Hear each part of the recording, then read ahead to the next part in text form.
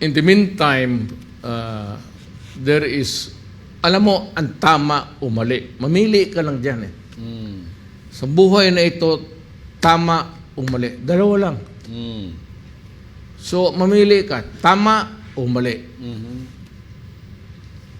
Tama ka, then you please God. Criminal ka, then God is not happy with you. And maybe He will send you to hell. Pero sabihin mo yung predestination, that pagkatao mo, that's I think it's a Calvinist theory of, na pagkatao mo, there is that a foregone conclusion na no. That's what makes God unique, because He made a very unique creation. Yung conscience. Ayaw ng God magawa ng robot. He has no use for it. Meron tayong choice meron. Masabi niya, bakit niya create yung paradise, si Adam at si Eve?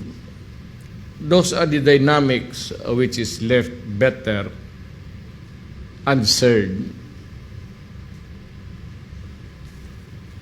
kung ilibing na tayo. We can never fathom the mystery of life and death in this. There is no one sure formula of solving that kind of problem. These are the imponderables na hindi mo talaga makuha. You'll go crazy if you just keep on thinking. But prayers and just being good, not really very good, but dito ka lang sa tama. Do not go about abusing your fellow men, killing them, just because the irony of it all is all of us, whatever religion, isang lang talaga ang Diyos. We believe in one supreme being that's given.